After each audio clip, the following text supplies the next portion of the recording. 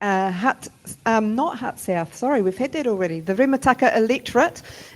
It's in the Ballot candidate meeting and a live stream. Welcome, thank you very much. I am Angela McLeod. I'm an Upper Hutt resident and a former city councillor, and I just love politics and I love these evenings. So I hope you're all ready as a set of candidates. Here we are. Here are the candidates in front of us. There's only one thing between them and the early October, and that's your vote. They're after your vote. So here we go.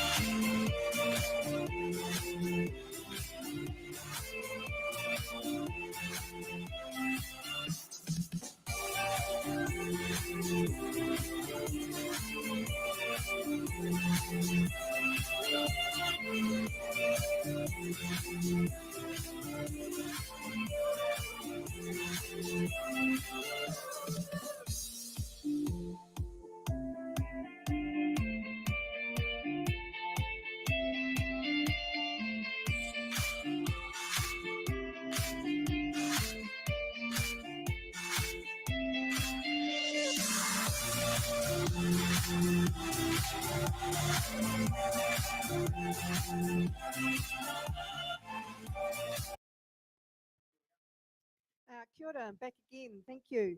And what we want to do here is we want for the candidates to introduce themselves. So do we have a preferred? Who should we start off with? I'll tell you what, let's start with, have we got the Prime Minister there anywhere? Let's start with the Prime Minister. I am not Chris Hipkins. I am at a debate. Oh, sorry. Okay.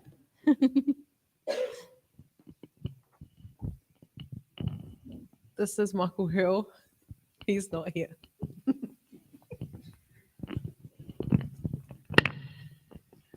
My name's Heka Robertson, and I'm with Vision New Zealand. I'm here.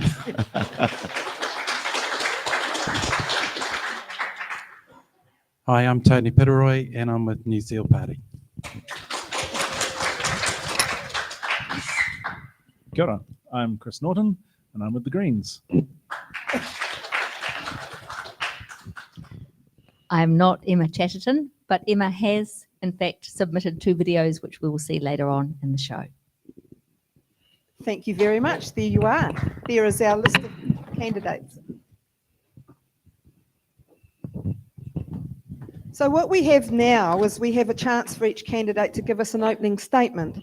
Now, Emma Chatterton has given us one to read, so I'll let these 3 who have arrived to spend the evening with us on Suffrage Day. Thank you very much, men.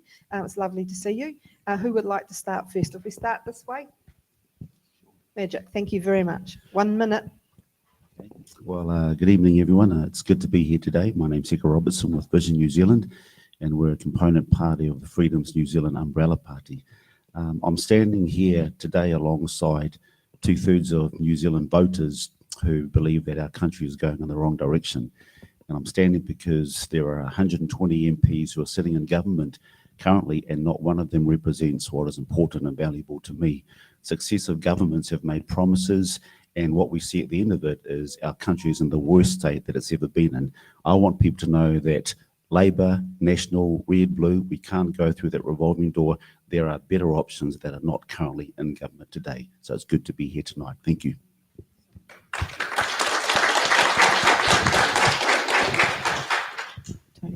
My name is Tony Pitteroy, and I'm standing for the New Zealand Party. I've never been involved in politics before.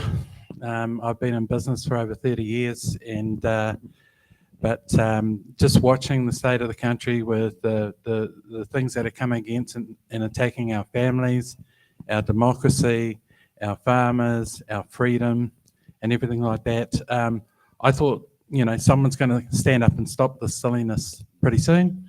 And I didn't see that happening. I saw, you know, groups of people trying to make that happen.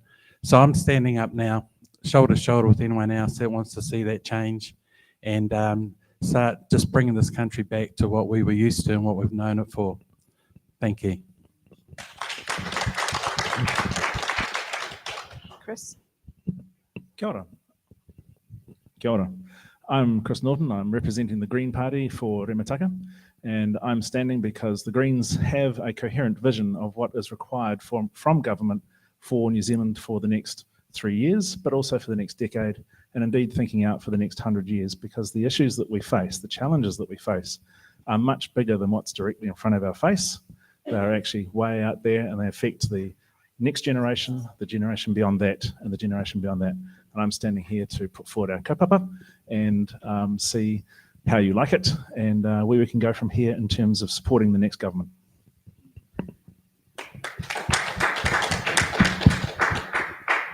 Thank you very much. Now I would like to read out the message that Emma Chatterton has sent to us.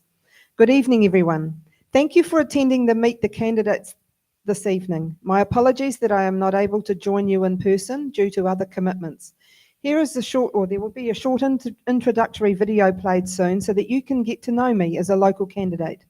I have also shared an update on progress with the Eastern Hutt Road slip remediation process that I have been working on with Hutt City Council and the Stokes Valley community. Please feel free to reach out to me directly with any further questions. I hope to see you at another of the local Meet the Candidate events in the coming weeks. Best wishes, Emma. Yeah, video. I'm Emma Chatterton, and I'm seeking your support to be your local MP for Remutaka. I'm proud to call the Hutt Valley home, and I live here in Remutaka with my husband Tom and our 4 children. We chose to raise our family here because we love everything that the Hutt Valley has to offer. The beautiful scenery, the innovation of local business and industry, the sense of community, the diversity, the people. We just love it here. My career has been in education and social impact. I trained as a secondary teacher and taught for 8 years at schools both in the UK and here at home in New Zealand. Music has always been a big part of my life. As a school teacher and a mum of 4 kids, I know the importance of having an outstanding education system so that every one of our children here in New Zealand has the opportunity to fulfil their potential. Since 2019, I've had the privilege of working with a team led by former Prime Minister Sir Bill English, developing innovative social investment tools to think deeply about how evidence, data, and smart policy can help us to do good better and create meaningful change in people's lives. I want to work as part of a national government that puts social investment at the heart of delivering services for communities. I am absolutely committed to being an effective local MP, and I'm a huge believer in grassroots politics and community engagement. I've been working hard to form relationships with community leaders, local business, social entrepreneurs, charities, and our voters so that I understand the issues that really matter. My team and I have knocked on thousands of doors, delivered tens of thousands of leaflets, toured businesses, attended community and cultural events, regularly been at the local markets, held public meetings, and spoken to voters right across Remutaka. I want to champion local voice and make sure that we find strong and resilient solutions to local problems. I'm standing as a candidate because National has a plan to get New Zealand back on track, and I believe in that plan.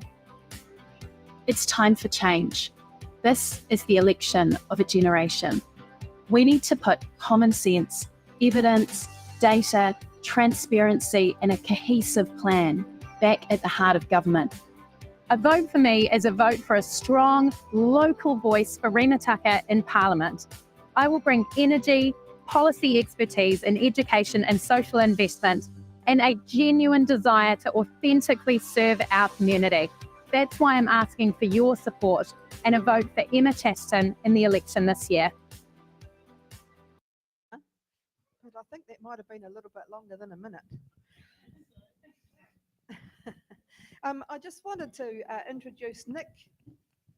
Hey, how's it going? I'm well, thanks. And you? Couldn't be better. Thank you. Nick is going to be our question box monitor. Answerer. Not answerer yet. Opener. Yeah, Yeah. you're pretty good at opening boxes though, right? Getting there. It's not going to be an issue, right? You don't have to have box cutters. Okay, very good. Thank you, Nick, on Suffrage Day. Lovely to have such a helper. And so what's next, Sam? Have we got an electorate video? Can we play that, please, for everybody? Thank you. So let's find out where the Remutaka Electorate voters are based. The Remutaka Electorate is a landlocked electorate surrounded by the Hutt South Electorate, the Mana Electorate, the Wairarapa Electorate and the Otaki. Starting from the south, the Remutaka Electorate covers the suburbs of Nainai, Avalon, Wingate, Taita and Stokesville. After leaving Lower Hutt, it moves into Upper Hutt, covering the suburbs of Silverstream, Pinehaven, Haratonga, Trentham, Wallaceville, Riverstone, Totra Park, Mangaroa, Birchville and Temaroa in the north. It continues north with the rural areas of Kaitoki and Akatarua Valley. And you're probably wondering what's famous in Remutaka. Well, in the south they have the Silverstream Steam Museum, and in the north they have the location filming for the Rivendell scene in Lord of the Rings at the Kaitoki Regional Park.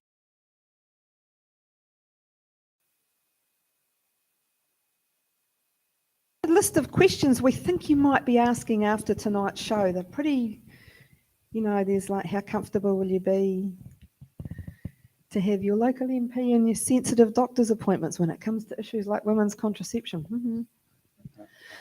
With 1 in 3 Kiwis upset with the big two parties, will voters give the electorate votes to a third party in order to make change?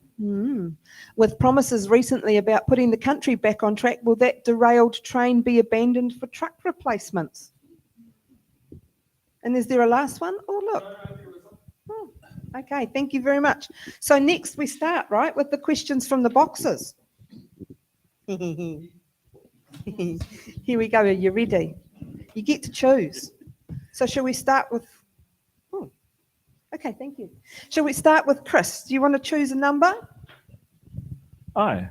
Let's start with Tahi. 1. Just while Nick's opening that, this is what happens. Do you remember the it's in the bag? This is the kind of concept. So we don't have a tinnicker, but, we have Nick.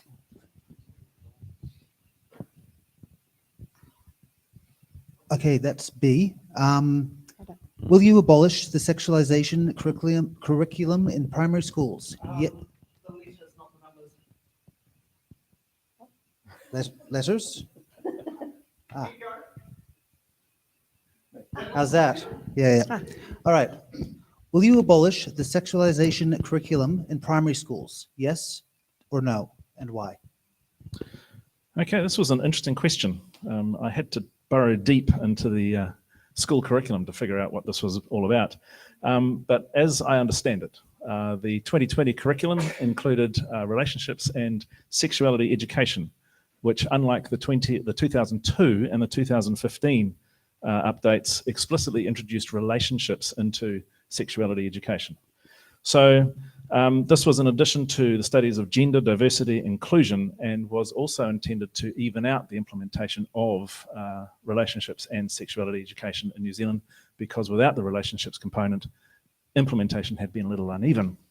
So the interesting thing is that evidence from overseas, and this is from Europe and North America and New Zealand and Australia, supports the inclusion of relationships within sexuality education, and that means that everything can be adapted for the local environment. So the answer is no. Go. And I'll explain that in a minute. Well, thank you for the opportunity. We would abolish the sexualisation curriculum in primary schools.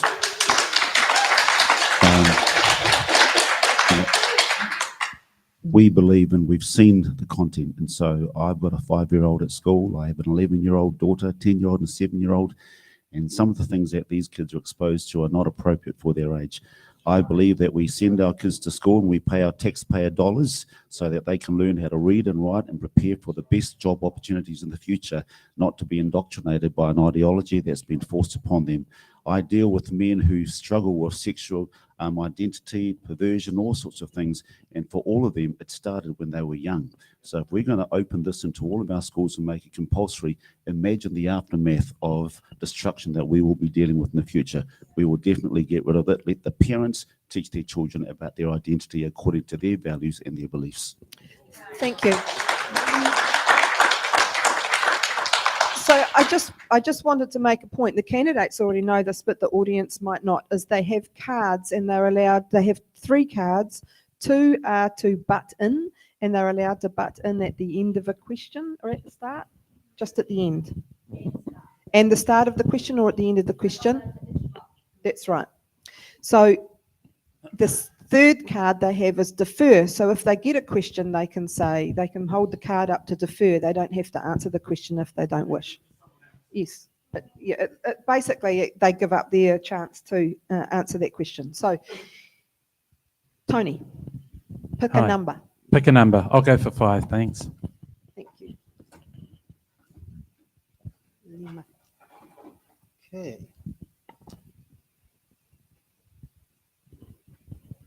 The Prime Minister said that no one was forced to get the COVID vaccine. Do you agree with that? Wow, can't believe I got such an easy question. Is this a one answer question? Yeah. You have a minute. Wow. Look, It's actually a closed question, right? Easy to answer. yeah, look, we all know what was going on there and what he was saying. But what I can't figure out is why he said it. Really, leave it alone. You know, we all make mistakes. Things happen. Let's just move on. You know, admit what you've done wrong and move on. Yeah. Okay. So, do I agree with that? No, I don't. Yeah. Heck yeah. Choose a number. Choose I wisely. have number 11, please. Okay, here's Nick opening the It's my question birthday. box.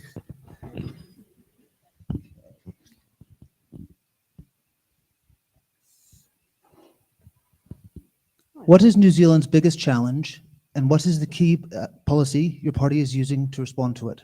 60 seconds. Where do I start there? But I think the biggest challenge that's facing our nation is fatherlessness. When you've got fathers who are not in the home, what spills out of that? I work in prisons, I work in the community.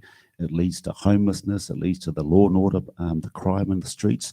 And so fatherlessness has resulted in a whole lot of men and women, broken homes, housing impacts on the housing, impacts on businesses. It has destructive impacts right throughout the nation. What's our policy? We've got a law and order policy that looks at reversing the effects of the absence of fathers in the nation. I can't do it justice in 1 minute, but check it out on the Freedoms New Zealand page and you'll see what we are trying to turn around on the streets, flipping the switch on gang membership and the rising purge of gangs, crime, youth offending, ram raids. A lot of these young men, 65 to 70% of them do not have fathers. And so our prisons would be empty if we had fathers who are doing their role. Let's empower fathers.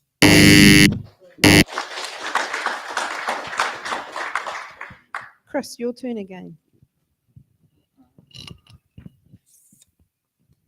Let me see. 16 things.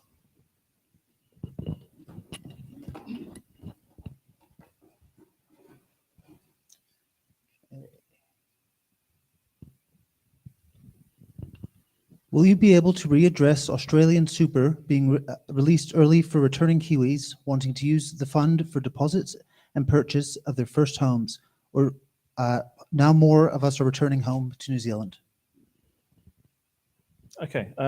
There's a really short answer to this. And the first part of that answer is that more New Zealanders are still leaving New Zealand than arriving by a factor of 3 to 2.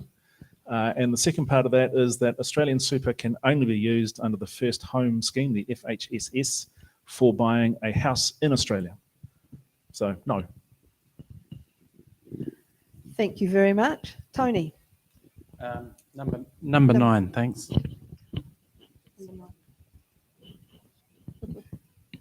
Sorry about Number that. 9, mate. Cheers. Okay, T. Yeah. Tell us 3 words that sum up for you. Aotearoa, New Zealand. Yeah, there's a lot of words, but I'll choose these 3. Diversity, creativity, and pioneering. And, the reason I use those 3 is that I could go to something very negative to describe New Zealand, but I've chosen to look at the glass half full rather than half empty. That's about it for me. Thank you very much.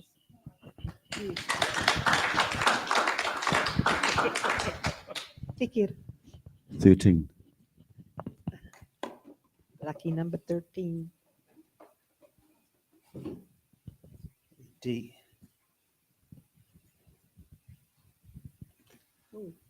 How are you going to address the cost of living crisis? A minute, remember? Are you kidding? In a minute? Not kidding. I think the cost of living crisis is something that's not going to be solved overnight. It's something that's not going to be solved by any one policy or initiative. The fact of the matter is that we are a country that has landed ourselves in phenomenal debt because of the excessive and unwise spending of our government. So it really starts from the top before we worry about what's happening at the bottom. I believe that we need to tackle the bloated gut of bureaucracy. I know that about 1 in 5 working New Zealanders is employed by the government. That just tells you exactly where our taxpayer dollars are going. I think the start is really to redirect taxpayer money into the hands of the people where they belong. And the way to start our cost of living crisis addressing that is to just let's just reshape where the money's going, get it back to the communities who know best about what's best for them. Kia ora. Heka raises a number of interesting points there. One of the main points is that far too few people in this country have far too much of the wealth. And the Green Party's proposal is to go and put in a wealth tax on those who can afford it, so that those who can't afford it can benefit from the sharing of the wealth. Just as an outline, 2.5% wealth tax on those individuals over $2 million of net wealth, in other words, they actually have that, releases $14.5 billion when combined with an increase in the corporate tax rate, an increase in the trust tax rate, and various other environmental and pollution charges. That $14.5 billion can fund an awful lot of social and public services, which will go a long way to relieving people of their sense of stress and distress in this time of increasing prices, because simply it's a lack of money in amongst the bottom 50% of this country's population. If we know where the money is, let's share it. Cool. No, 1 button per question, right? Okay. Yeah. So because we've had Chris, and Chris would be, and I've been going in this kind of order, let's come back and Heke, so you have the next choice of question. Heke. 22.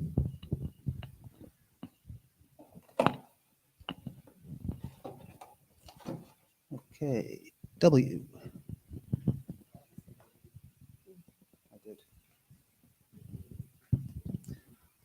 What is your policy on tackling New Zealand's obesity problem?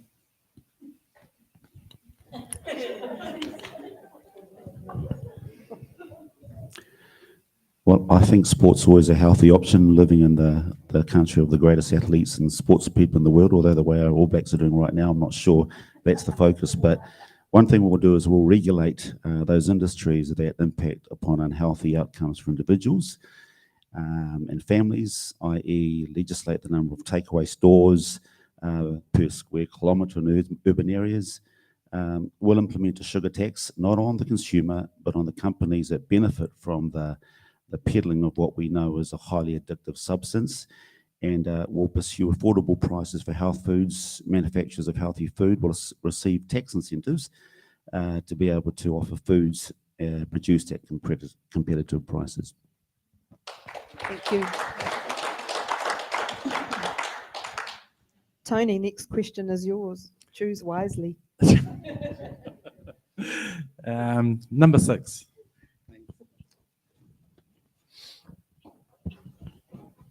Okay, E.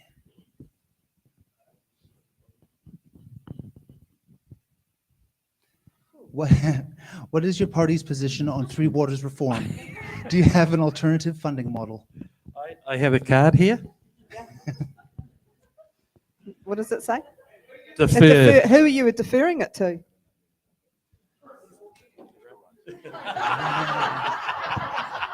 Oh, come on. You're running out of time, so someone has to answer it. Okay. Party's position on Three Waters reform is it's A, essential, and B, can't come soon enough. There's actually 5 waters because Three Waters only deals with that which we manage. It doesn't deal with the freshwater feedstock, which is rain and spring water, and it doesn't deal with things like estuaries and the oceans. So there's 5 elements to water management that we need to think of. An alternative funding model? No, we don't have an alternative funding model, but we do agree with the need for waters reform because if you go anywhere in this country, you should expect that you can turn on a tap and drink the water or swim in the river. Thank you. Sure, you now want to say something.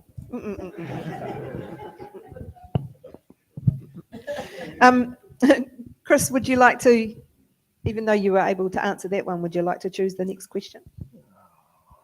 Taco, 10, please.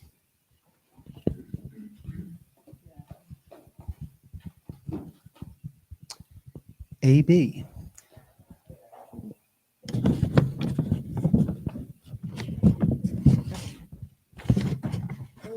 How is your party going to stop the increasing decline in children's dental health? Children's dental health. I notice the dental's missing there. Yeah. Oh. But it is dental health, isn't it? Okay. Don't think it's Okay, so we came out, the third policy that we launched was the Dental for All policy, which was to stop the odd situation where dental health was separate from the public health system, bring it into the public health system, and that enables us to do an awful lot with dental health. So our policy is about free dental care for everyone, so that $150 filling and tooth clean doesn't become a $6,000 tooth operation after years of pain. I speak to many people who are in their 60s. They're concerned about their dental health. They haven't been to the dentist for a decade or so because A, they don't like the dentist, and B, they don't like the cost. Well, if we can take out one of those elements, then dental health and overall well-being of our people will improve. So children's dental health, that's all part of the picture. And as Heck has mentioned already, the sugar tax. We are right behind a sugar tax. Stop pandering to those industries which have high sugar food and actually make it people have access to good quality, low sugar, healthy foods. Thank you. Tony, would you like the next question? Yep, I'll grab number 2, thanks.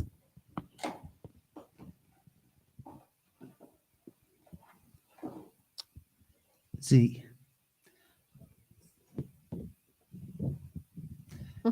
In what direction do you see New Zealand going in the next 10 years? Yeah, right. It's pretty easy to answer in the sense that it all depends what happens in the next 3 weeks. Yeah, and everyone here agrees we're at a really pivotal place in New Zealand's history. So one of the things with voting that I'm sure many people believe is that we should vote for our values. We should vote from the heart. Yeah, you know, in past days there's been a lot of strategic voting. I think now it's time for us to stand up and be counted and say, you know what, I see that and I don't like it. I see that and I don't like it. I see that. I'm going to make a stand with my vote, and that's the way we're going to see a change in New Zealand. Okay, so that's my answer. Thank you. Heke. 7.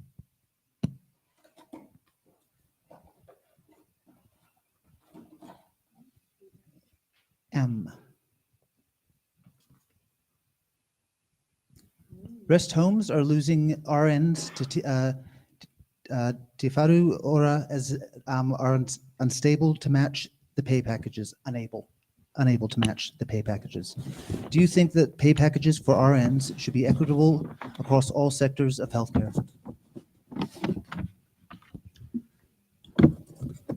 Absolutely. I think that our nurses are some of the hardest working people in our nation. At a time when we needed them the most, they were there for us. And yet now, after everything that's happened with the lockdowns, the mandates, we're about 4,000 nurses short in New Zealand. Every nurse is important, but I tell you what, for people who work in the rest homes, they look after the elderly people. They look after the people who have invested so much into our society today.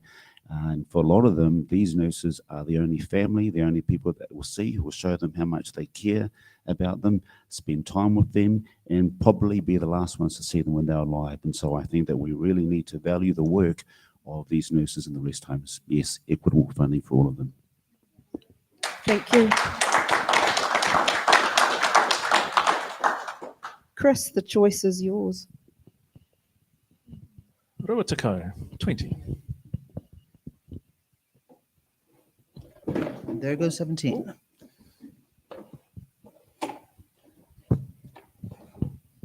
Q.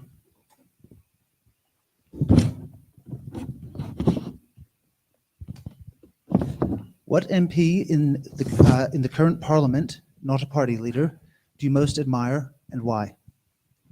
Oh, good question. I had to think long and hard about this one. But I settled on Chloe Swarbrick because she's got the moxie. She's intelligent. She can construct and then deliver a coherent argument, much to the dismay of many of her other parliamentary colleagues. She's grounded in principles. She gets in amongst it as well. So she was there protecting the right of Korora to live on Waiheke Island as well as the humans. So, Chloe Swarbrick. Thank you. Tony. Okay, number 17, thanks.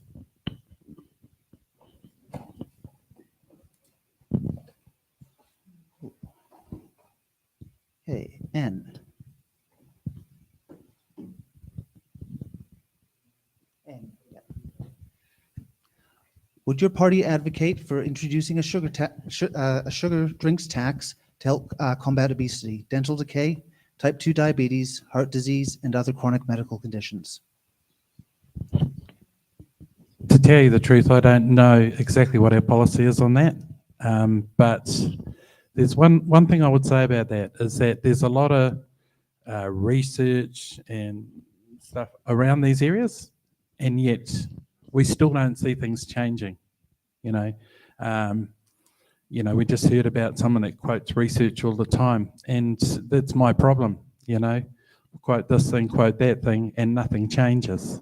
Yeah, so with New Zealand, we do focus on the family, and we do think that a lot of our problems come from there.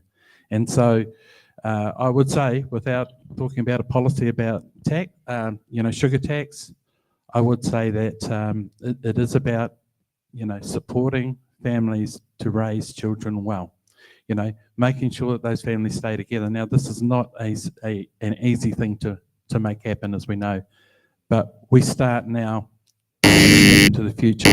Governments trying to play big mother and trying to run our families. We take back the control. Let the parents raise the children and get out of, let government take its hand out, that overreach. Yep. Thank you. Ike. 14.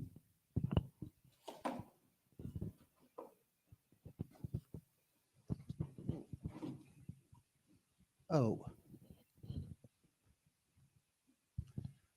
Over the past few years, New Zealand has suffered from many forms of division. How would your party reconnect people and heal the divide so we are a united country once again? I think, similar to my response to an earlier question, division comes from the top. And we have had a government that has been the most divisive government in the history of this nation. It has divided, it has polarized, it has created two classes of people. And so we need to start from the top. And so really, that question should be posed to people who are currently in government. How would you? And I think when you are representing people in the nation, at the moment they're running around now trying to scramble and throw lollies around and trying to convince people to give them their jobs back when at a time when they were needed the most, they did not listen to the people of New Zealand.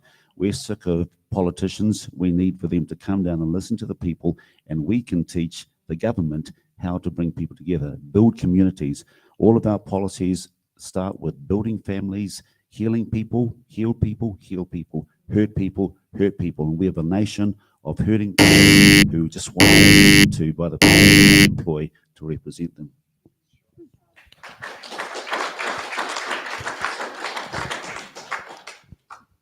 Chris, the choice is yours. However, I just want to remind you, you haven't used all your cards up yet, and we're probably about halfway through. Tahiro Toru Wha. 4, please.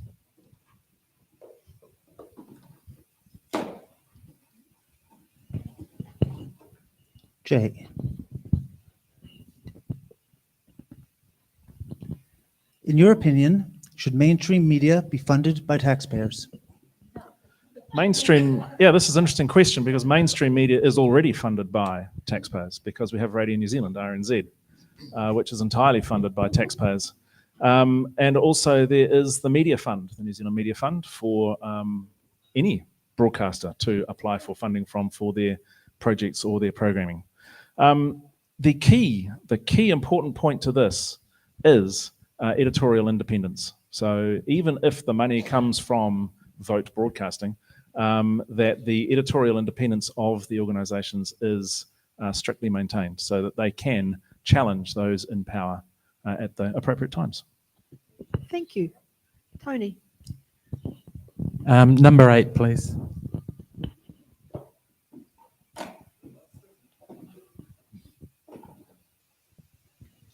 V.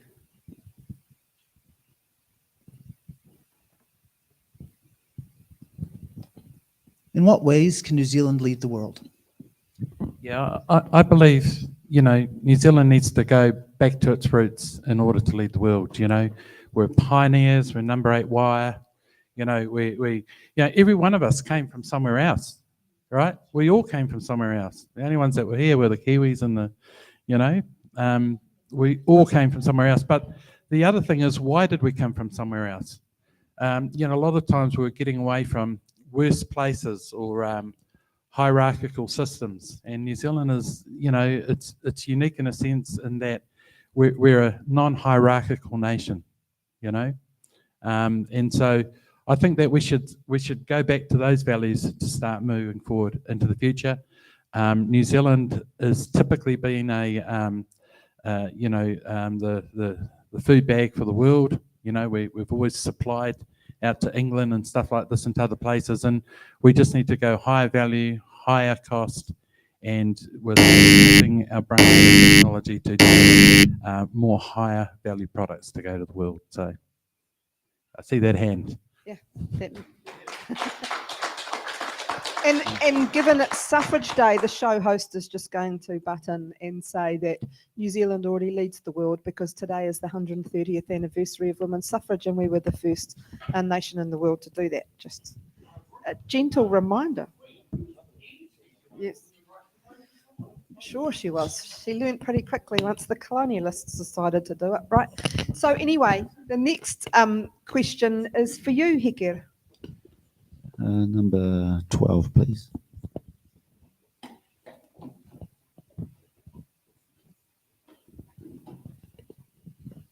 R. How has New Zealand changed since you were a child? Has it changed for the better?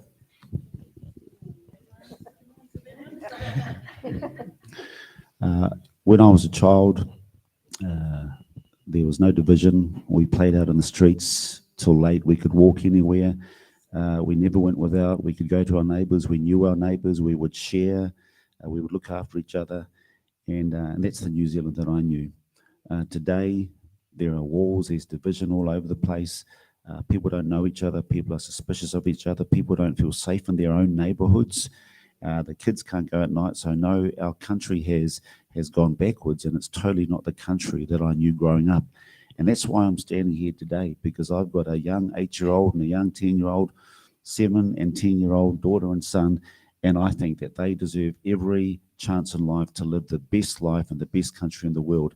We've lost that, and that's why people like us are standing here to try and wrestle back and get back the country that we knew and loved. Thank you.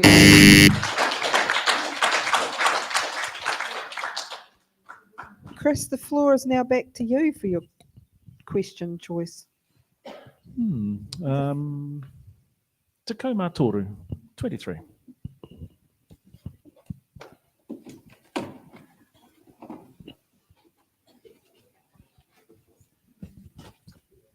Yes.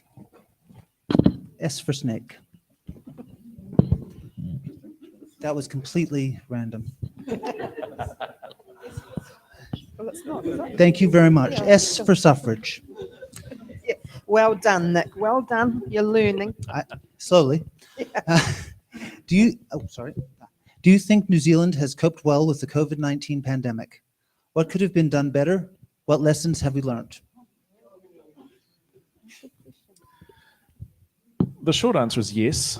The longer answer is that while we went hard and fast, and that upset a lot of people, that did in the initial phases prevent us from re-experiencing the 1918, 19 and 1920 impacts of a pandemic. So we've lost 4,000 people to COVID over the last 4 years. It is 4 years now. The pandemic is basically over. What could have been done better? Communications and bringing people on board and along with us. And also, I think, actually, education. What lessons have we learnt? We've learnt that if you do go hard and fast, then while the shock is immense initially, it is possible, but then you do have to bring people with you once you get over that initial shock period. As you've seen, modern health and medical technology basically has given us the means in that pandemic pretty short halt. So it is really important that people understand the course and stay with us along the way. Thank you. So, Tony, it's your choice. Oh, well, you have to be quicker than that. Did he get it? You showed the orange. Can you show the one? What are you wanting to do? You're wanting to butt him, of course.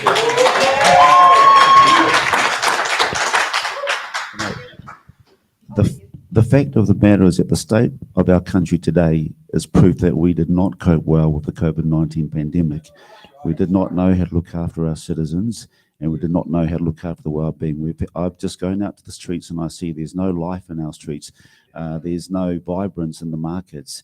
There are businesses that have closed down. We have Kiwis who get taken better care of over the ditch than in their own country. And so what lessons could we learn? I believe that the government will be learning a big lesson right now. That's why the sway of the tide of New Zealanders is going against this government, and they're sending a loud and clear message that you did not deal with this right for us, and that's why our country is in the state that we're in. What could we have done better?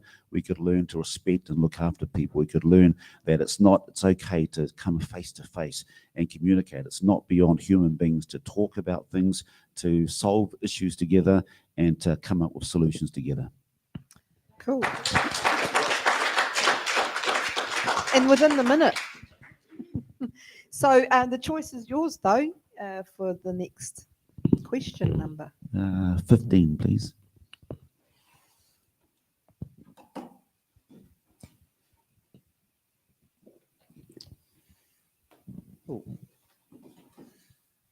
Okay. In the 2019 budget, $1.9 billion was allocated to improving mental health services. To what extent would you consider that this has improved our mental health system and made a difference to our country's well-being? What was that, not $1.9 billion? I can't believe how busy I am dealing with men who are struggling with mental health. We still have one of the worst suicide rates in the world. 25 years ago, we worked on a youth suicide strategy, and now we're still leading in youth suicide. And so that's mental health. Men are suffering. I'm seeing men who are in Te Whare Ahuru, in the hut, and a young man who was struggling. And so that tells me that the money that's being spent on this is not hitting the mark. It's not going where it needs to go. Here's something: young people in crisis are waiting 70 days to be seen. That now, if they're having to wait 70 days to be seen, where's that $1.9 billion going? We're about 1,000 psychologists short in New Zealand. I spoke to a leading psychologist today who's lost his job at the mandates, and he says he has not been replaced yet. So there are billions. Where are they going?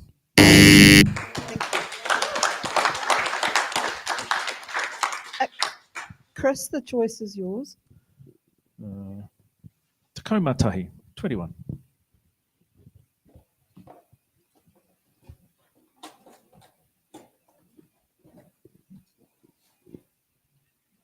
AA.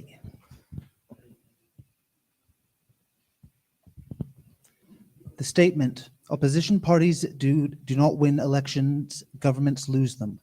Do you agree or disagree with this statement? Generally, that would be true.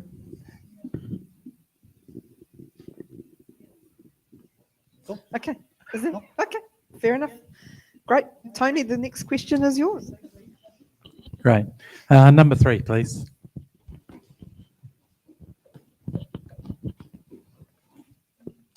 F.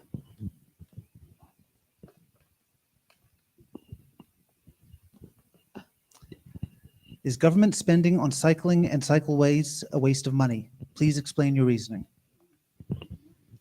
Well, that depends what government's spending it, doesn't it? You know, it's kind of a loaded question. And just because there was $1 million wasted on the Auckland Harbour Bridge and net result nothing, does not mean that cycleways are necessarily a waste of money. You know, it's like anything in government. There has to be good planning and good delivery, yeah? And so my answer would be, it's dependent. It's dependent on having that good planning and having that good delivery. So, you know, there's a lot of benefits to cycling, health benefits, you know, mental well-being. So I wouldn't want to see it just cut out completely. I thought you might, Chris. There's a button being used. Go. Kia ora. Spending on cycleways and cycles is not a waste of money if it's all connected into a network that enables people to travel, not just recreate. As a recent purchaser of an e-bike, I want to bike places. I want to use cycleways because if I start using the roads, I actually feel a lot less safe. So the connectivity of the cycle network within the hut, but also between Upper Hut and Lower Hut, did you realize it's a dirt track, is the cycleway? So, you know, we don't accept that of roads, but also we need people to shift out of their cars. And the way of shifting out of your cars is to enable people to have options, and cycling is one of those options. If we keep people in cars, then even if they're EVs, all we've done there is deal with the emissions. We haven't dealt with the fact that they occupy an enormous amount of road space. There's an enormous volume of maintenance that needs to go in towards repairing road surfaces. And a lot of that can be dealt with by cycling, bikes, but using public transport and other options. So there's a whole mode shift thing that's built into that question. Thank you. So the next, choices for you. He was a button. He butted it. So yeah, Heke, it's your turn. I'm just doing the turns. Chris was a button, so it's up to you, Heke. Yes, yours is the next one. So we're going, yep. Go like that. So you choice. 18, please. 18.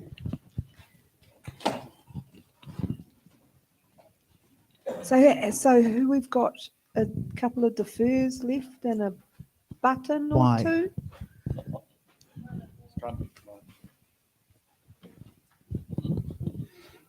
Would you or your party consider giving a fixed percentage of GST tax revenue to help fund local council on infrastructure projects?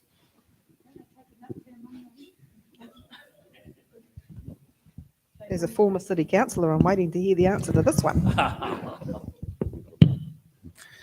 I mean, I believe that, you know, as a nation, if one person does well, then we all do well. And so I think that applies to regions as well. And the reality is there are certain regions that have been through some adverse events the geography, the personal circumstances of these regions mean that they require extra support. And so I think, yeah, a portion of it, it's reasonable to expect, say, for example, in our area here today, there are things that the regional council can do, but some things need a little bit of extra backing from government. And if that city is doing well, then why should one city suffer or one town suffer because they are in a much more adverse scenario than another? So I think there is in terms of the prioritization money, that's something that there needs to be a clear criteria for. Thank you. Now, just Nick tidied up the remaining questions, so you see there's it's a pretty straight line. Chris, the choice is yours. That looks like a combination of winning lotto numbers there, actually. It does, doesn't it? Yeah. The kind of numbers that would do it. Tacoma Whitu, please, 27. Thank you.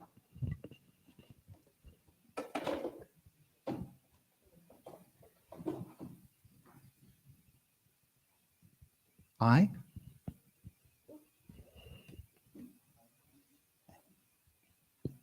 Aye. The Future of Local Government reports says a significant fund is also needed to support climate change adaptation activities.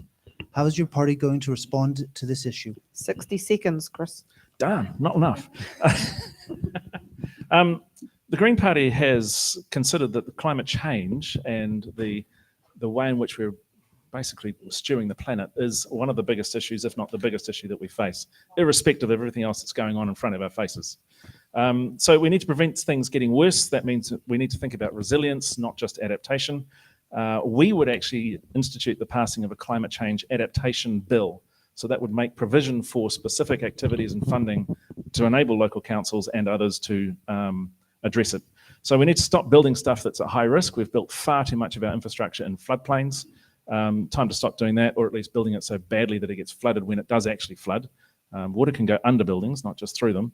And when we do rebuild, we need to build it better or elsewhere.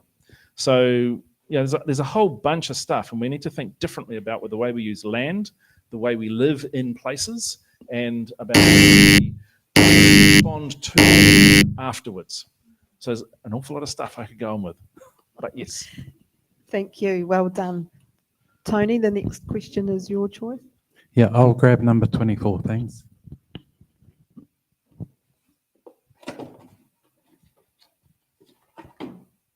P.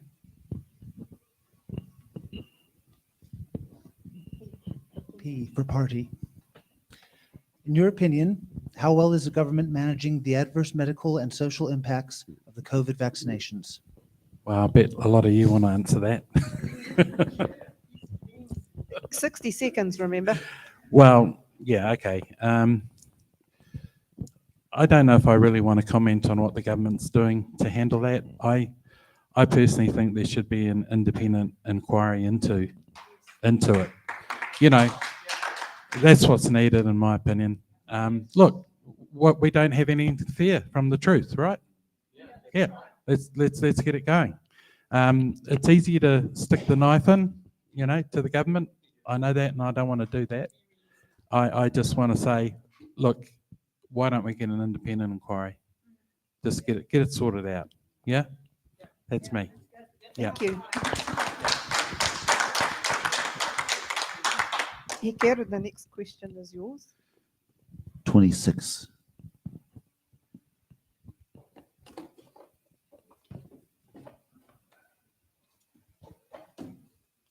H.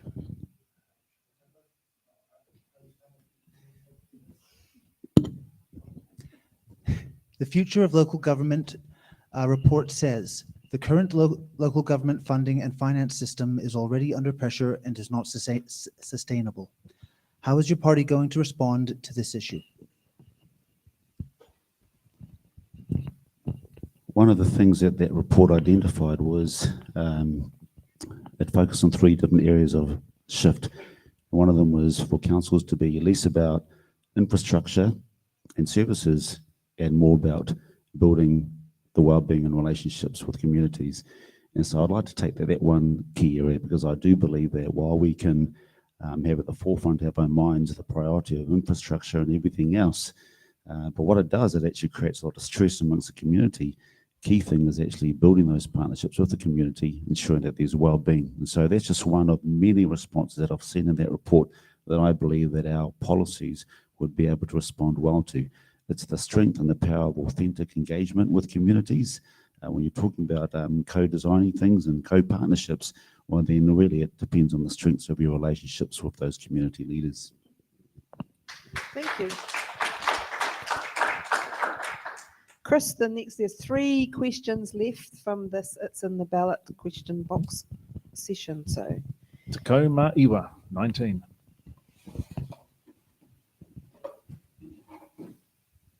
You.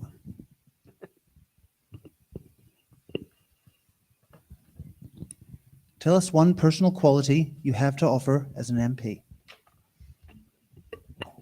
I thought long and hard about this, and I came up with one line.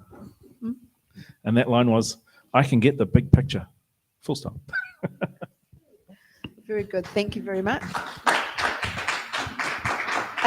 Tony, the choice is yours. Wow, we're almost coming to the Tugger. end. 50-50. Yeah, I'm going for 25, thanks.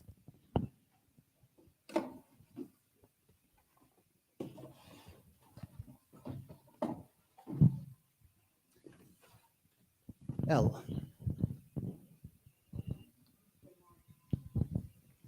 In your opinion, what do you think will be the main issue that will decide this election?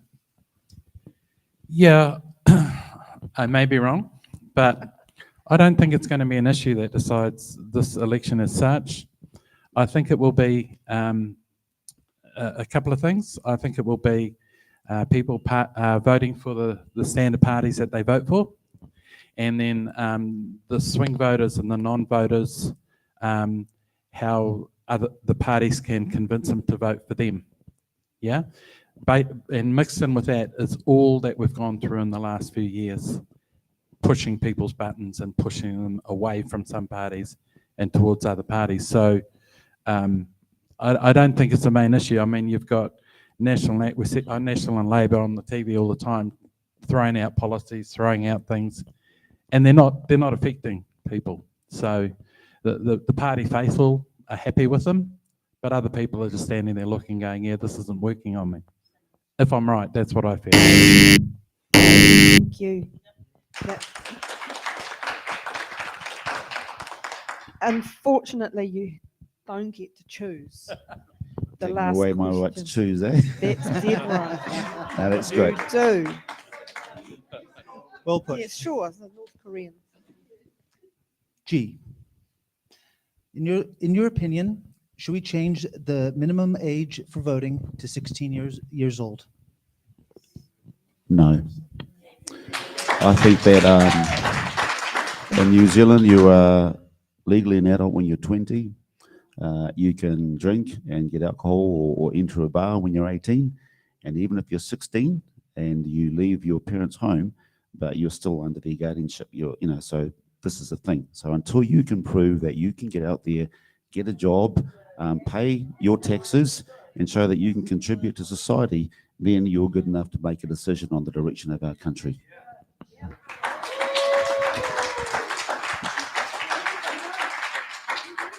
Thank you very much. Thank you very much to all of you candidates. Well, the 3 of you that are here. Thank you very much for your questions, for those, in the ballot type style questions. We're having a little bit of a break now, and when we come back from the break, there will be the hard-hitting questions, and you get 2 hard-hitting questions, and you have a minute to answer each of them. So I would take this 10 minute or 11, according to my timer here. So anyway, we'd like to see you back here quite quickly, so that we can get started again at 8:10. Thank you very much.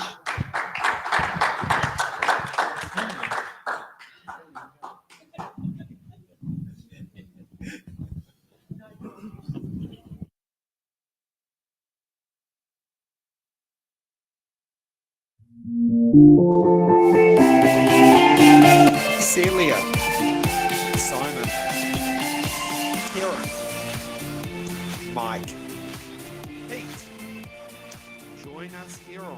Thursday, the 20th of September at 7 p.m. for the It's in the Ballot Wairarapa Electorate Show. Join us here on Facebook, YouTube, Twitch, Instagram, and watch us live at www.itsintheballot.nz. See you then. Let's take a look back down memory lane and see what happened on the Mana Electorate Show.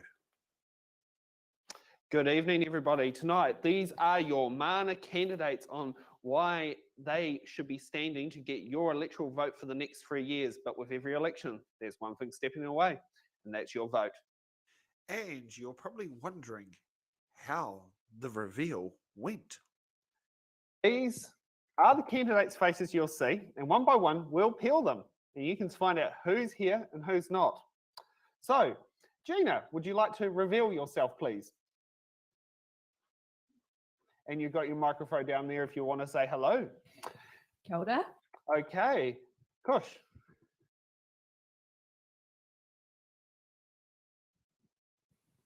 Kia ora, welcome, namaste. I'm Kush Bhargav. Okay, Andy. You're right, I'm Andy Foster. Did that go through on the string? I hope it did. Okay, Lily. Ta-da! It's not Lily. I'm standing in for Lily Brown, the ACT candidate for Mana. My name is Sean Rush. Okay, let's reveal Barbara. Hello, I'm not Barbara. I'm just standing in for. And you're not standing, and she didn't nominate a stand-in. Okay, and next up, Francis. And I'm not Francis, and she didn't nominate a stand-in. Okay, and so this will be the tricks that will happen every single time when candidates do not come in there. We will leave a reminder on stage of a picture on the screen. So, and Jill's having the fun job of putting them all in. So, thank you for joining us here tonight. To watch the Mana Electorate Show again, head to our website at www.itsintheballot.nz and click on Mana Electorate.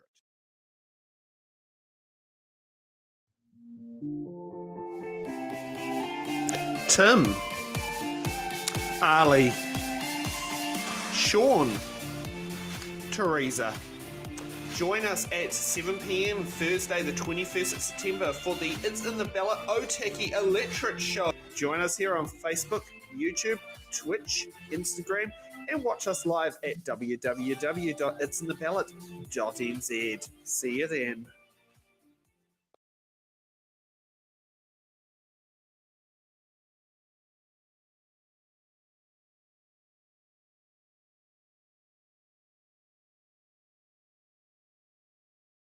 Okay, and the questions we think you'll be asking after watching tonight's show, let's bring them up on screen. Now, will this election come down to parties' choices on free dental care and whether or not there should be an age for the cutoff? Will EV car chargers be installed halfway up Transmission Gully to help combat EV cars running out of juice on the steep incline, steeper than fell incline climbing up the Wainui Settle? And how many meet the candidates are too many meet the candidates in the month of September? Is it 5, 10, 20? Or should we say, I think one candidate's here done over 30 before in the past. So those are the questions we think you'll be asking after watching tonight's show. So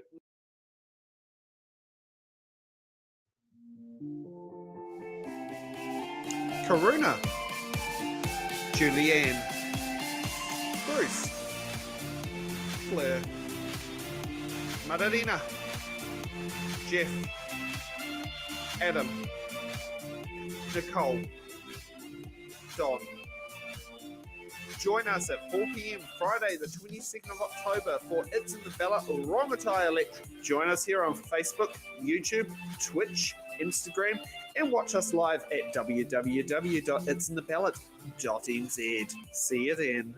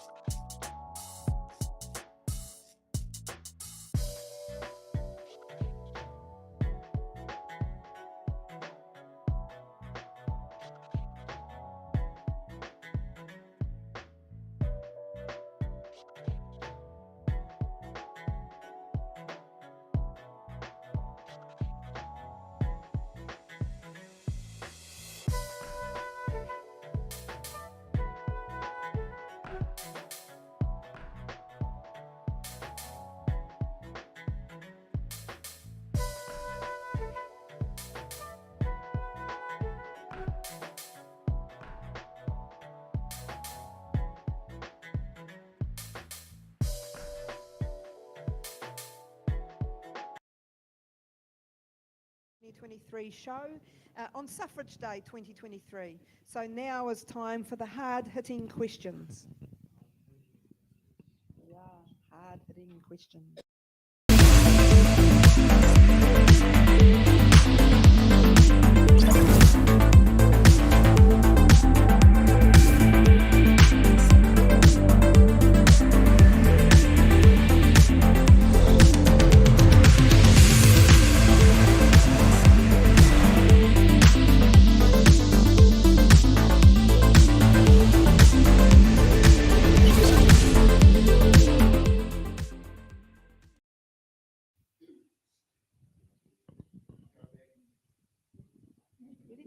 Great. So these two hard-hitting questions, each candidate has up to a minute to answer each question. Now, what we're going to do this time, because one of the candidates, Emma, has kindly sent us in a video, we will ask the first question, and these three candidates here are able to answer them. You know, you have a minute, and then we'll go to Emma's video, and then we'll come back to the second hard-hitting question. So the first one is, what is the most pressing issue in the Remutaka electorate currently? Chris, shall we start with you? Kia ora. Clearly, a lot of people expect the answer to that question to be the cost of living. And actually, I wouldn't disagree that the cost of living is a significant issue within the Remutaka electorate currently. Simply because I've been into places in Upper Hutt and I live in Nainai, and I can see the deprivation that is there, and I know myself things are getting more expensive. However, I want us to think about something else as well, and that is the state of our water supply and the fact that we're losing 40% of our water to leaks and other issues. And that is a significant issue that Remutaka, being the headwaters of the Wellington water supply, we actually need to focus on a lot. The river is not in a good state. Our dogs can't swim in it necessarily all the time. It has algal blooms, and it suffers from high nitrate rates as well. So, you know, we really need to think about the way we are managing our water, and that is a significant issue in the Remutaka electorate. Kia ora. Tony. Yes, yeah, I would say the cost of living. I mean, when I go into the supermarket and see a $7 lettuce, man, I'm going, what's going on here? Yeah, come to your place later. So, okay, it's enough. You stop now. See, it definitely is a problem. And yeah, I would simply say that. That's my answer. It is the cost of living. How we fix it, well, there's a long road there if we can get it. Yeah, okay. Thank you. Yeah. Iker. Cost of living, slips, housing, you name it. There's a whole lot of issues, but I'm going to choose one. We house the largest prison in the nation in our backyard. And the men in this prison, they come out of these prisons and they contribute to the homelessness, they contribute to ongoing crime, they contribute to generations of young people who grow up without an identity. And I believe, and I've always said it right from the start, that you get the man right, you get the family right, and then you get the community right, and you get the nation right.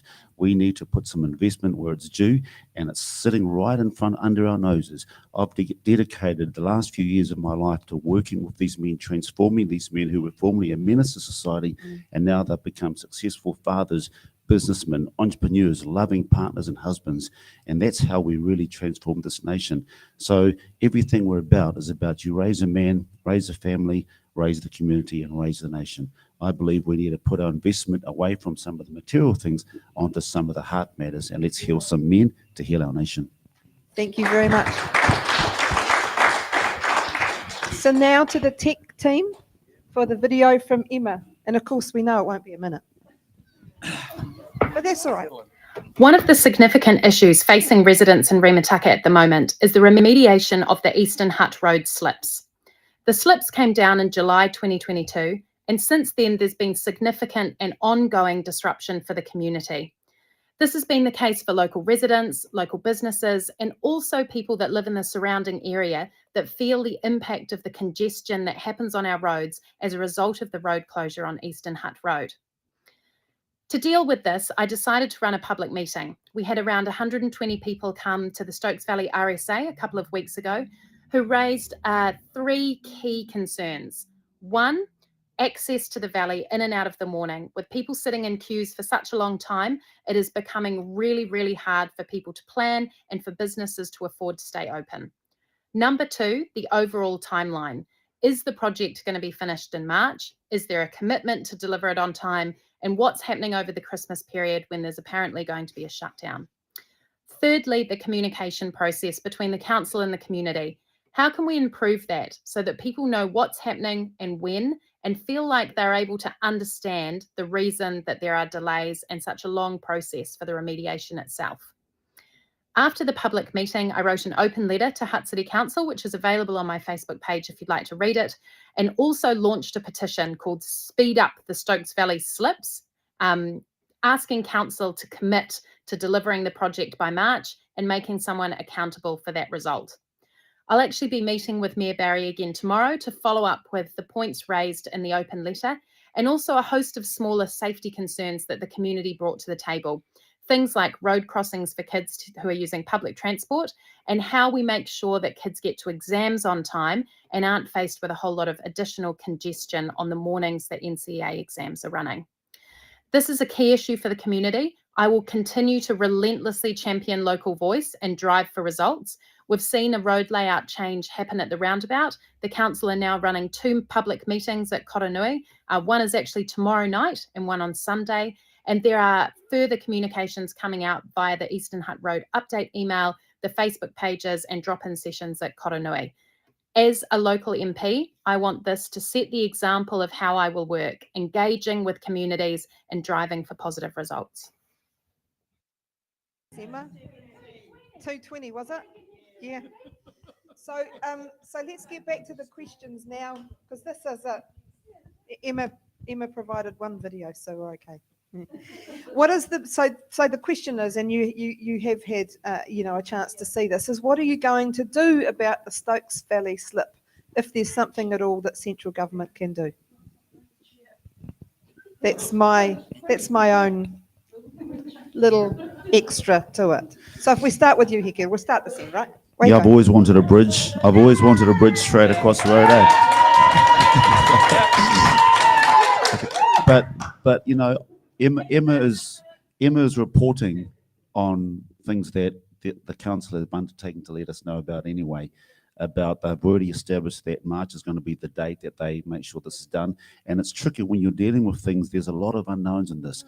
We don't know what's under these mountains. A little another shake could loosen everything else again. And so I appreciate the fact that the council, there's about 27 million that's going into this work. The council are doing what they want, what they can. And really it's just about us being able to say, let's model what it is to walk together and walk through this process. I live in Stokes Valley, so I have to do this every day and get my kids to school. You know, it happens all the time.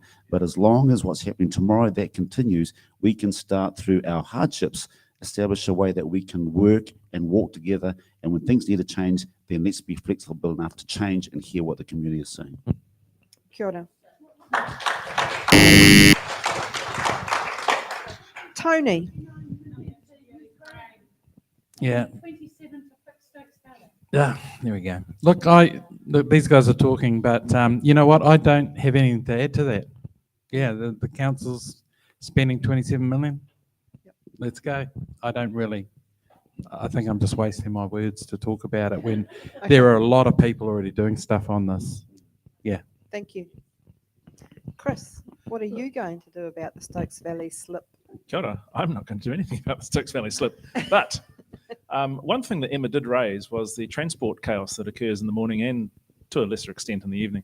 And what that tells me is that we are entirely too dependent on cars. So, you know, we need... Please respect the candidates. We need to think about what it is that's causing us the hardship in response to this totally foreseeable event, a slip. There is a reason that the railway line runs across the river and up through Manor Park. It was intended to go under the hill, but they started drilling and went, no, we're not going through this. So those hills have been known to be slip prone since the 1940s, at least. This was inevitable, this event. How we respond to it, how we prepare our citizens, how we prepare the city's infrastructure, and how we prepare the council's processes. Those are the important points. Thank you. So, Sam and team, we're a little bit ahead of time here. We're a little bit ahead of time. It's pretty cool. Should we come up? Have we got somewhere we've got to come up with another question for them? Okay, we could do that. Let's do that. So, you have been asked, and so you will have been prepared for this. Now, I'm just not sure about my little thingies here. But anyway, the candidate's first private members bill. So I'll tell you a little bit about that. So any member of parliament can put a bill in the ballot. It's really quite a cool little system. It's a biscuit tin. And inside that biscuit tin are these little round buttons, I suppose you could call them, the little counters with the numbers of the bills on them. And you can go in the ballot and, you know, your bill might get pulled out of this. There's quite a ceremony, and there's magic pens, and there's all sorts of things that staff go along in their pocket to make sure that their member has their bill drawn. Of course, you know, there's prayers and all sorts of things going on about, you know, which one will be drawn. Just to give you a little bit of it's nothing fancy. It's a biscuit tin. But anyway, you do have that ability. Well, an MP, a member of parliament, does have that ability. So what will, you have up to 2 minutes to answer this question. What will be your first member's bill in that biscuit tin? As in, if you were to be successful in this election and be a member of parliament. Tony. Yeah, hi. So the bill that I would introduce is extending the time from when candidates are announced to the election from 4 weeks to 9 weeks, because it's just not enough time. And you know, we had evidence of that. I got a call yesterday saying, "Hey, you want to go to candidates meeting?" Okay, or was it yesterday or the day before? Yeah, yesterday. So only because Jill just found my name slipping through as a candidate for Remutaka. So in local body elections, there's a 9-week time frame, and that gives time for everyone to get prepared and to start moving through the campaign. I'm still trying to get my car sign written, and there's only 3 weeks to the election. You know, things like that. So that. It's a simple bill, but it's really is just it's a leftover from first past the post, where the small parties just haven't been taken into account as to giving them enough time to run up to the election. And thank you. Chris, your answer to that. Okay.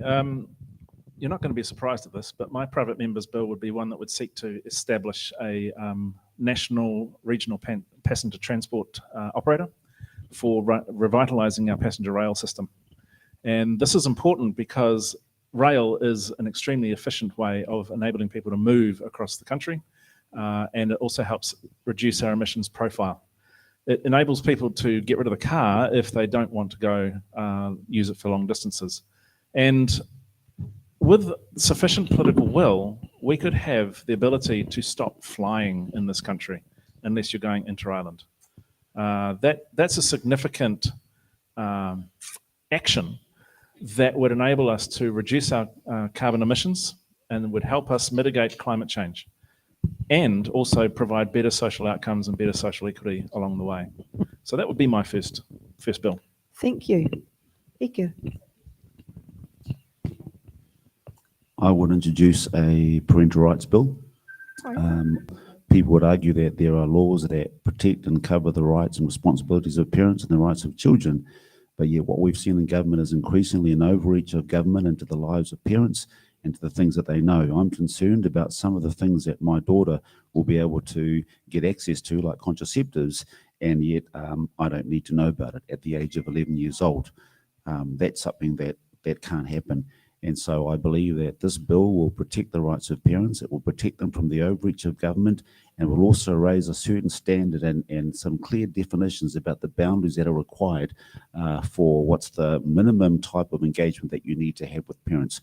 Even if it just does something just to change and put the onus on the government to make sure that parents are involved in every step of the way of their children. The way that things have happened, it actually shows that we need some clearer definitions on this. So a parental rights bill will cover that. Thank you. Now, Sam, Are you standing there to say something in particular? Oh, or I want to promote? have a was it cameo at the end of the show, but I think we might have got there a little bit sooner than planned. We've got some more questions. Oh, bring over the questions. I'll read them out. I'll be question host at the moment. Yeah. Okay, so if I get one of you to pick each one, just pick a question. I don't think it's been asked in this one. I tried to make them quite different. Okay. Those cards here. No. Sorry, you forfeited that. In fact, I don't even know where they are to give them to you. I'll sit here just in case it is a question we've had. Yeah. Okay, so you've had a chance to look at your one. Would you like to read the question and then give us your answer with it? The answer is a minute, so. So this is a question that we've had. Would your party advocate for introducing a sugar drinks tax? Yes, we would.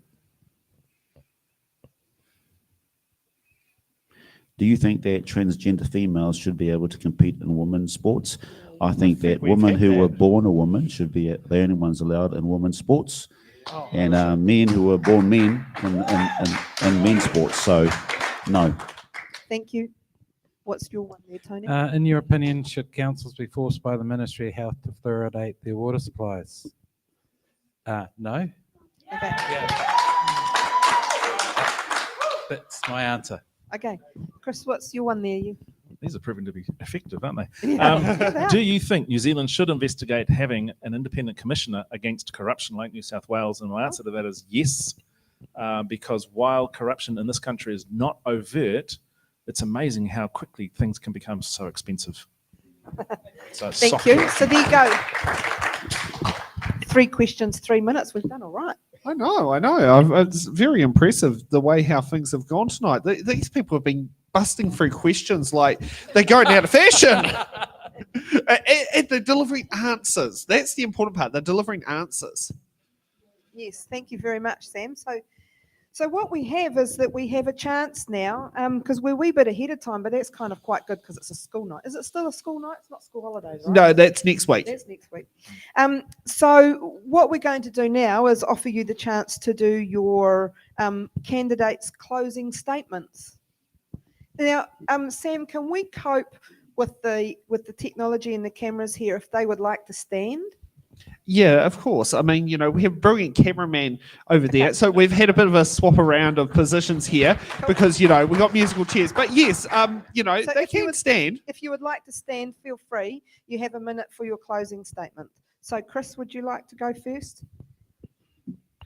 Never look too eager. Well, it's alphabetical now.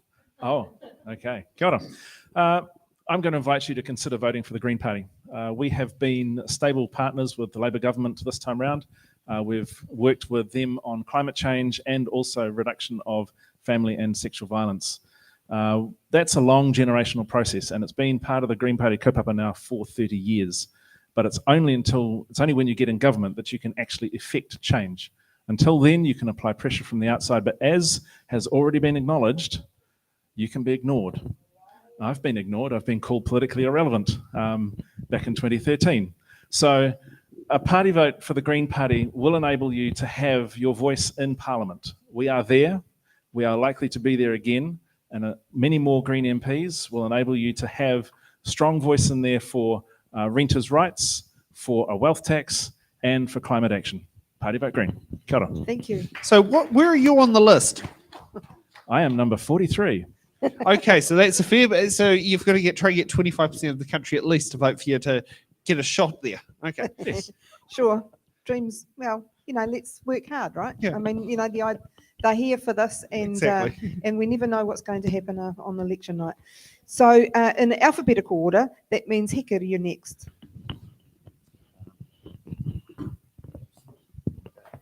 Oh, maybe it wasn't such a good idea. Sorry about that. No, I'm all good to sit. Yeah. Okay.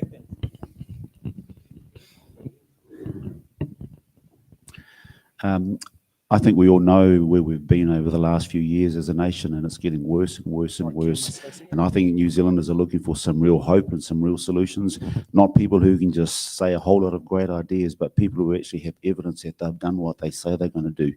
every policy that we stand for, every policy that we put on our website, every policy that we speak about are policies that we are already walking in and that we already have the results to prove it. We have evidence of men whose lives have been transformed, families who've come together, businesses and good families that have emerged out of this. And if you want a party that's going to say, hey, we're going to walk the talk because we've already walked it, then we ask for you to give your party vote to Freedoms New Zealand and Heka Robertson Vision. And we have a true vision for this nation, and we absolutely know that we can take our country back. New Zealanders are looking for hope. They're looking for New Zealanders who are willing to step outside of the blue and red and what's in there, and New Zealanders who are bold enough to speak up for what is truthful and to keep on walking that walk every single day, regardless of whatever the outcomes are. Freedoms New Zealand, Heka Robertson. Thank you. Kia ora. And I want to ask, where are you on the list? I'm number 2 on the Vision New Zealand list, and I'm number 5 on the Freedoms New Zealand Wow. umbrella party list. Very good. Okay, we get to know. We know where you lie. So, Tony, unless of course, and I didn't think of this before, you're actually Anthony. Tony is the Yes, Mum. Stop it. Okay, yeah. My closing statement, I do want to talk about New Zealand Party. New Zealand, we stand for family. We have priorities. We have family. We stand for freedom. We stand for farmers. We stand for good financial management and the future. And that mainly around teaching. And what I'd like to say, and why I think that you should vote for New Zealand, is because Alfred Naro is leading the party. He's an experienced politician. He's been in government 3 terms. He's been a cabinet minister. He knows how to sit around the table and get things done. We support him 100% because we know that he has a mandate to do this, a very strong mandate to do this. And Alfred Naro, New Zealand, candidate for Remutaka, Tony Pitaroi. Thank you. And where are you hiding on the party list? I'm on the party list number 5. Yeah. Seems to be quite a popular figure. So in thanking you, I want to thank you for putting your names forward. I want to thank you for standing up for your beliefs, values and convictions. And I actually want to say that at a very personal level from me, because, as I was saying earlier, I'm a former city councillor and I have campaigned at local government level, and I have campaigned for the mayoralty as well as for council, and I know the effort and the time and the money that you actually have to put up in order to do this. And so I just want to thank you for coming out in the evening, for spending some time, for supporting Sam and Nick and the team, us here at It's in the Ballot. It's a newish concept. It came up with the last local government elections. A bit earlier than that. Yeah, but Yeah. well, that's where I met it. Yes. And I think it's a great idea because it gives you a chance, in a small quick fire session to be able to get your views across. And I just wanted to, especially on Suffrage Day, where women won the right to vote 130 years ago, that you were here today. And I want to also ask the audience here, the in-person audience, and the people that are watching the show online and live streaming, that please vote. It is actually really, really important. Our foremothers and aunties and sisters and some forefathers actually did a lot of work through the suffragist movement to get us to a position where we can vote. So please do so. Kia ora.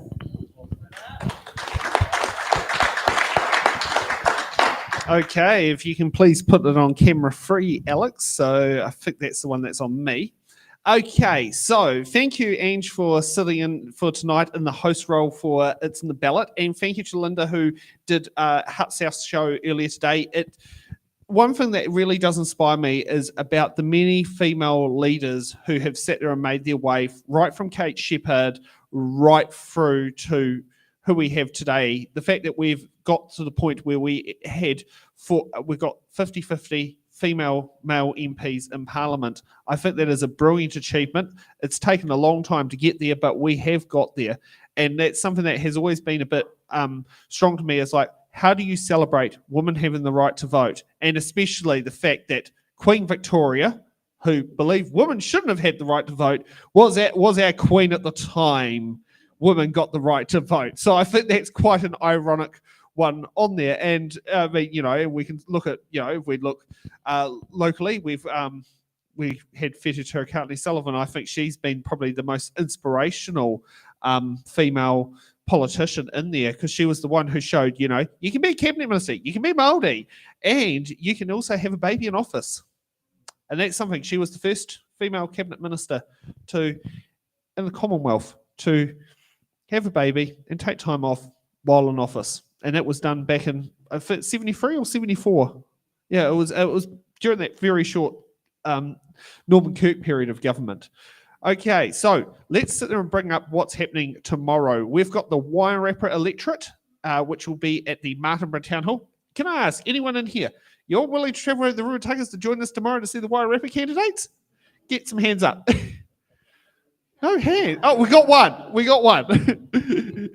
And then after that, we'll be heading over to the Otaki Electorate Kapiti Impact Hub for Thursday. And for Friday, we're going back to my stomping ground, Newtown, where we'll be having at the Newtown Community Centre both the Rongotai and the Wellington Central It's in the Ballot show. And then we're going to be heading off to my other old stomping ground, Kandala, where we'll be at the Kandala Town Hall for the Ohariu It's in the Ballot show. Now, tomorrow, for those who are car enthusiasts, we're going to show you the damage of what happened to my clutch on my car on the way back from the Mana show. So just to also let you know, I've made a mechanic rich over this weekend. So we'll be having some money spent tomorrow. Good thing is, when you have car repairs, you can claim back the GST. It actually reminds me, I've got to pay PAY tomorrow. Tomorrow's the 20th, so I've actually got to pay that. These are joys of being a business owner. So I'll be able to show you what damage happened to the clutch while we had all the It's in the Ballot gear on the way back from the Mana Electorate show. So if you're a car enthusiast, you can see how badly damaged my clutch blade is, the pressure plate. I've also got told that they had to repair my clutch fork as well. So yeah, it's a bit on there. But hey, this is the extremes we go to make sure these shows exist. It's, you know, and I'm actually glad it went out where it did rather than halfway up the country. So if we can sit there and see you there. Now, Ange, would you like to close off the show, since you're the host in there? I'm just doing a cameo. Sure, thanks, Sam. So thank you very much once again. Thank you very much to the candidates, for the parties that have put campaigns together for your teams. Thank you very much to the audience that are here. Thank you for coming out this evening, and also thank you to the people that are watching online. And keep sharing, keep looking after each other, keep respecting each other, and we will see what happens in early October with this general election. So kia ora tātou. Ka kite anō.